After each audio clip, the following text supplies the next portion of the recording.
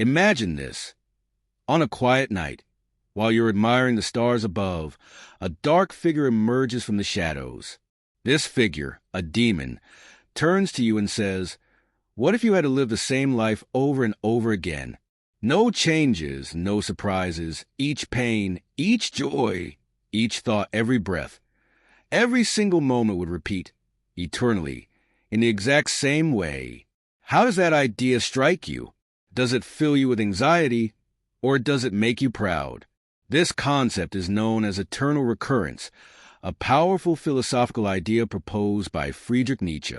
It forces us to think about our lives, the choices we make, and how we live. Would you be content living your life over and over, or would you wish you could change things? For many, the thought of reliving every regret, every missed opportunity, and every moment of pain can be terrifying. It forces us to confront the idea that perhaps we haven't lived our lives in the most authentic or meaningful way. We often look back at our past, seeing it as a museum of broken dreams, a place where moments of happiness and joy are now just distant memories. The beauty of this ruin lies in its imperfection. This decay of time is both fascinating and painful. We walk through these remnants of the past, seeing memories that were once filled with love, warmth, and dreams now fading with the passage of time. But here's where Nietzsche's idea digs deep. The eternal recurrence isn't just about replaying moments in an endless loop.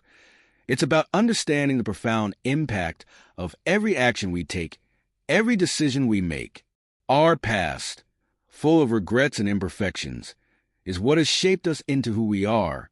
The good, the bad, the love, the heartbreak, the failures, and the triumphs, all of it intertwines to form our individuality.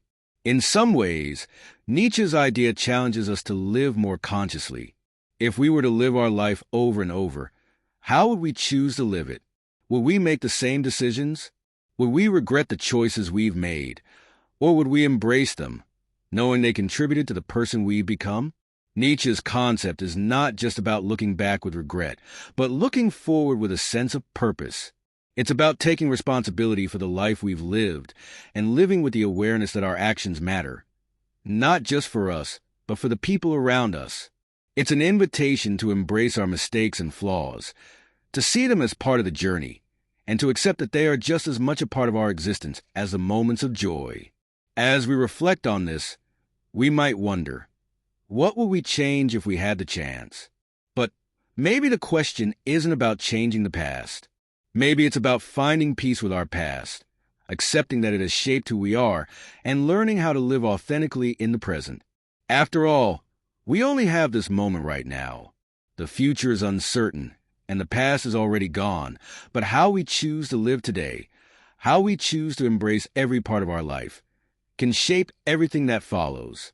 Nietzsche's idea challenges us to confront the uncomfortable, to live fully, and to embrace both the pain and the pleasure, the highs and the lows.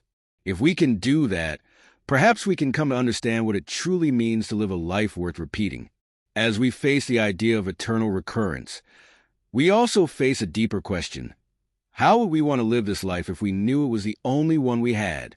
Would we change anything? Would we live more intentionally? Would we embrace the moments that make us who we are, knowing they will never come again? This is the power of Nietzsche's eternal recurrence. It forces us to live not in the past or future, but in the now, with all the awareness and responsibility that entails. It challenges us to live a life we can be proud of, a life that, if repeated forever, would be one we would choose to live again. Let's take a step deeper into Nietzsche's concept of eternal recurrence. Once you've grasped the notion that every part of your life, every joy, every sorrow, every triumph and failure, will repeat indefinitely, you begin to realize how much responsibility you have in shaping your own existence. This idea forces us to confront the reality that our actions have lasting consequences, not just in the moment, but in an eternal sense. Imagine, then, the power that comes with accepting this idea.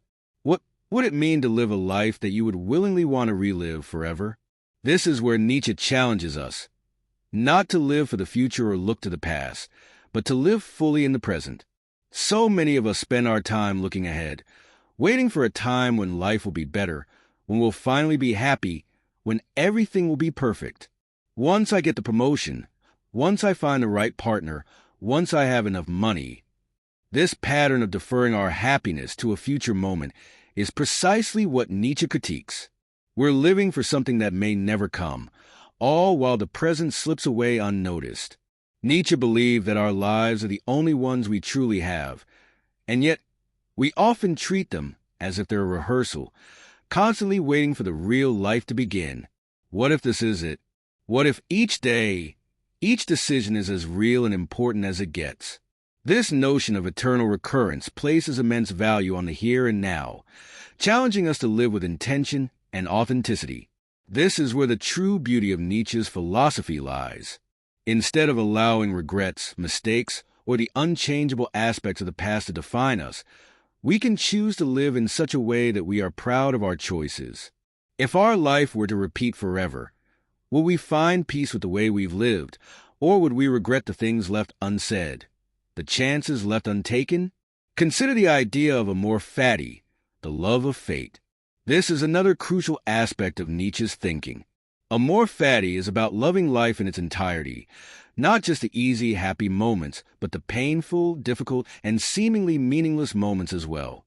It's about embracing the full spectrum of experiences, knowing that they all contribute to who we are and who we become. In other words, loving fate means accepting every part of your existence, including your mistakes and your suffering, because they are integral to the person you've become. Embracing Amor Fati also means recognizing that you are not a passive observer of your life. Instead, you are the creator of your own destiny.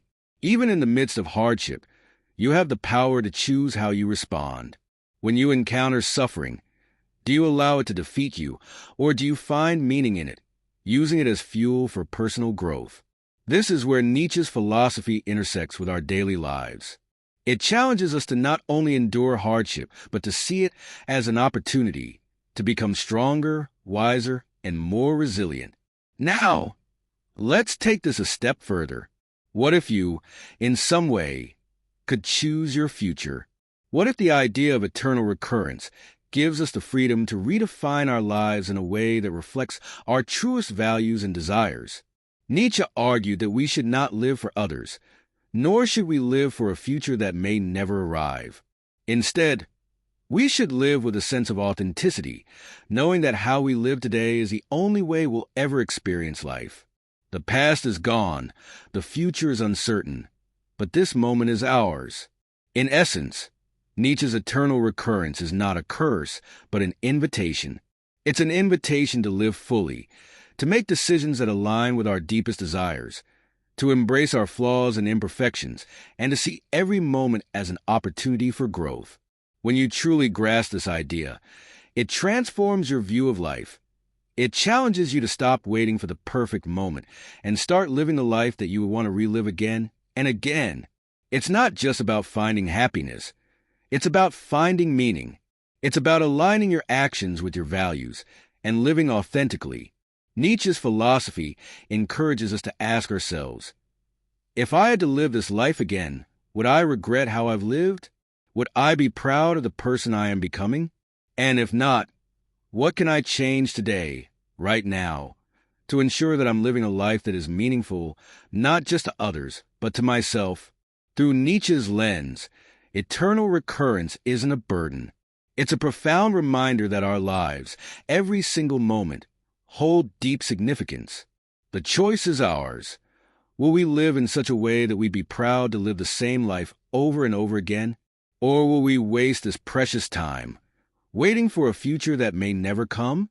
As we continue to explore Nietzsche's concept of eternal recurrence, it's important to understand how this idea not only shapes our perspective on life, but also influences our overall well-being. The concept challenges us to live consciously and purposefully in the present moment, forcing us to question our motivations, desires, and fears. In a way, Nietzsche presents eternal recurrence as both a mirror and a challenge. A mirror reflecting the true nature of our lives, and a challenge to live in a way that we would choose to relive for eternity. But how does this relate to the modern human experience? In today's fast-paced, constantly evolving world, Many of us find ourselves caught in cycles of distraction, consumption, and stress.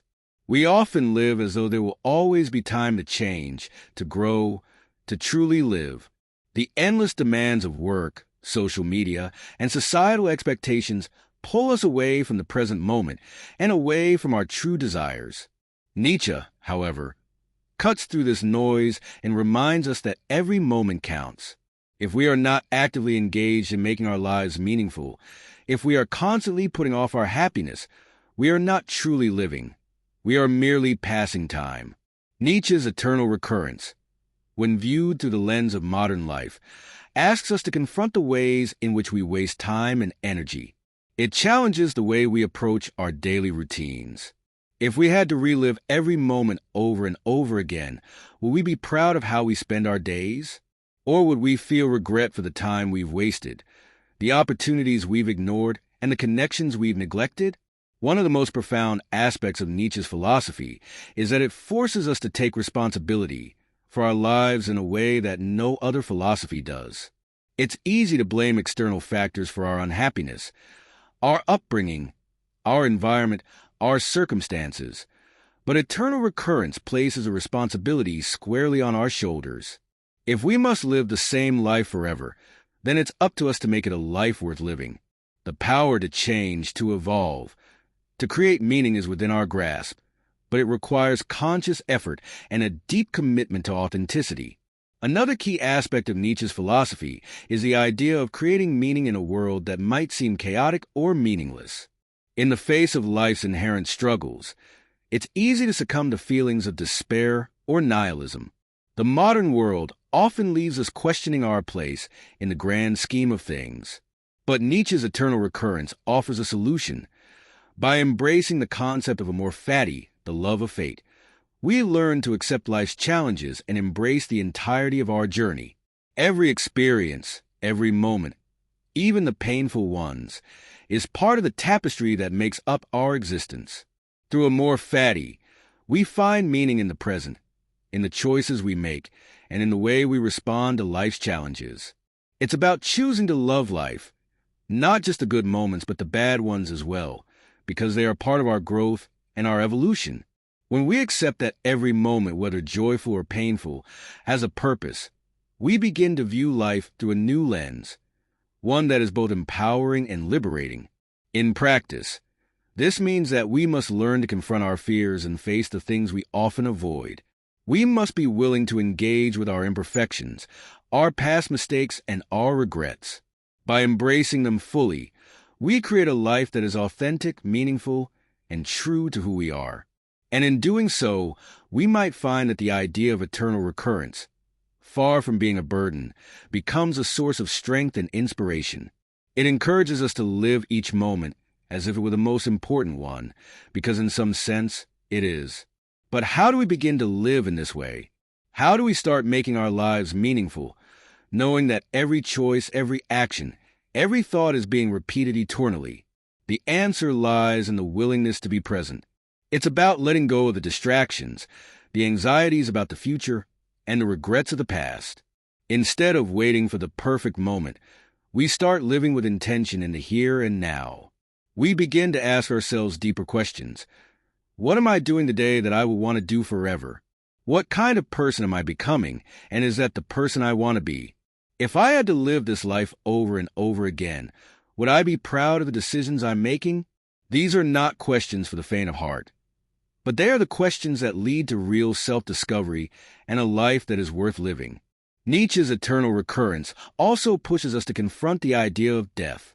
In a world where we often try to avoid or deny our mortality, Eternal Recurrence forces us to reckon with the fact that we, too, will one day be gone. But this awareness of our finite nature can actually be liberating. It encourages us to live fully, to cherish the moments we have, and to embrace the impermanence of life. Ultimately, Nietzsche's Eternal Recurrence is not just a philosophical idea. It's a call to action. It's a challenge to stop waiting for life to begin, to stop deferring happiness and meaning to some future moment. Instead, we are urged to live now, to make choices that reflect our deepest values and desires, and to embrace every part of our journey, both the highs and the lows. By doing so, we create a life that, if we had to relive it forever, we would gladly choose to experience again and again.